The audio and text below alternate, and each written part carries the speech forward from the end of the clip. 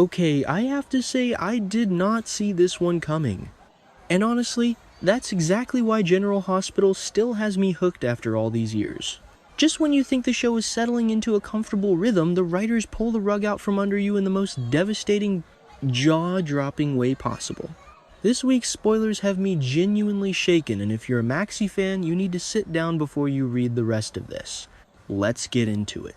It starts small. Maxie Jones, our Maxie, the one who has survived more heartbreak than any person should ever have to endure, takes her son James to General Hospital for what should have been the most boring appointment imaginable, a routine health checkup. James had a mild fever recently, nothing alarming, the kind of thing any parent handles a dozen times before their kid even starts school.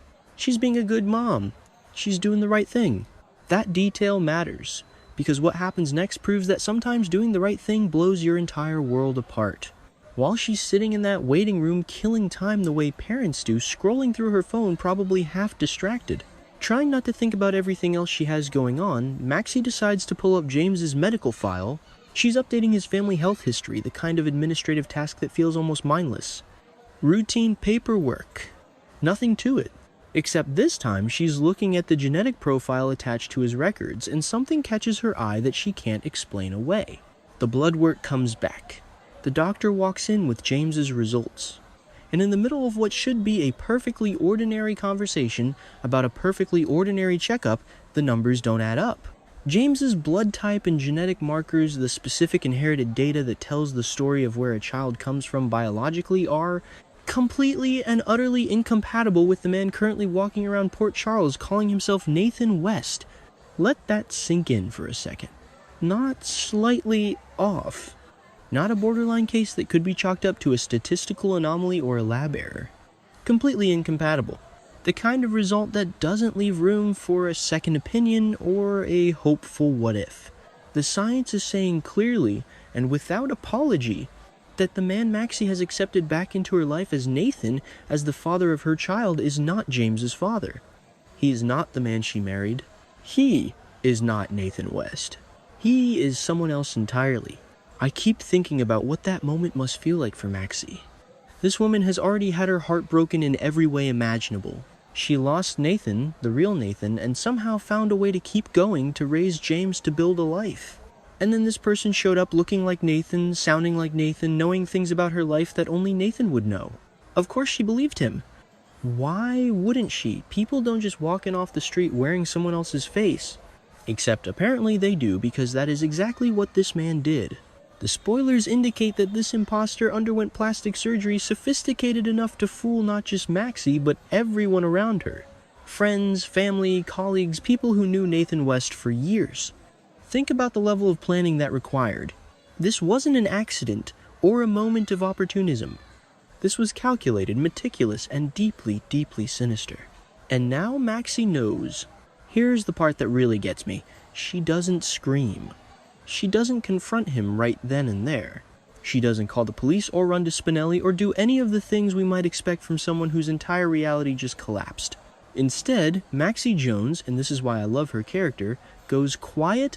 She folds that test result, tucks it away, and she starts thinking, that is the most chilling and most compelling version of Maxie we've seen in a long time. Because this isn't panic. This is strategy. This is a mother who just realized that the man sleeping under the same roof as her children is a professional liar with a fake face. And she is smart enough to understand that tipping him off too soon could make things infinitely more dangerous. She doesn't know who he really is. She doesn't know what he wants. She doesn't know how far he's willing to go to protect his cover. And until she figures that out, she has to act like everything is fine? That to me is absolutely terrifying. And I mean that as a compliment to the writing.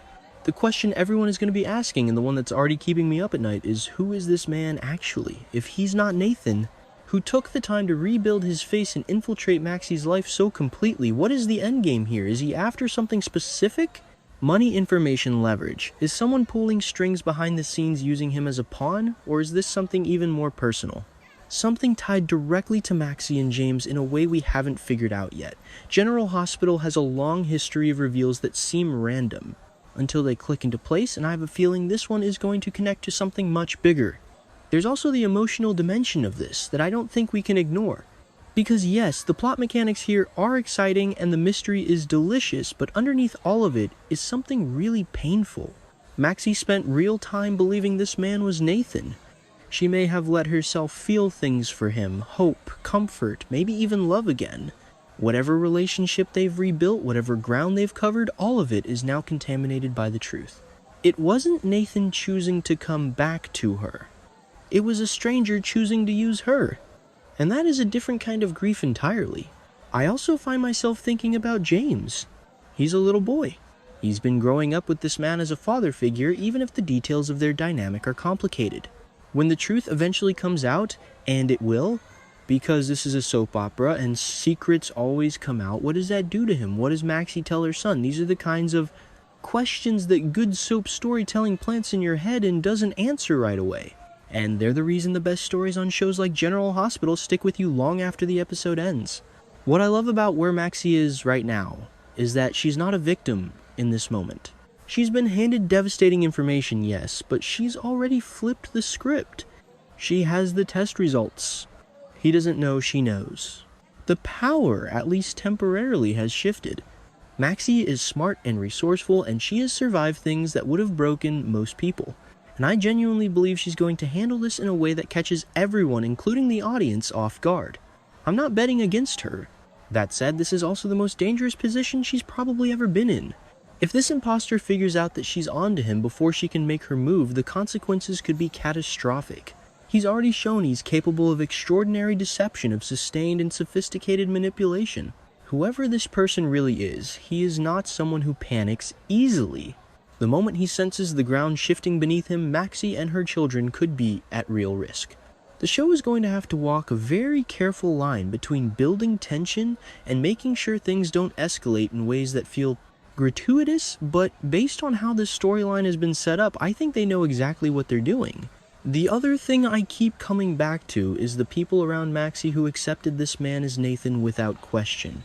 How are they going to feel when the truth comes out? There's going to be guilt and embarrassment. And probably some real anger directed in a lot of different directions. Port Charles is already a town full of complicated relationships and unresolved tensions. And dropping this revelation into the middle of all of that is going to create ripple effects that play out for months. Which, honestly, sign me up. This is the kind of storyline General Hospital is at its best, with the kind that feels genuinely earned, that carries real emotional stakes, that centers a core character in a way that reminds you why you've been watching for so long. Maxie Jones deserves a story this good, and we deserve to watch her fight her way through it. Whatever comes next, one thing is certain: that doctor's appointment just changed everything, and I for one cannot wait to see what Maxie does next.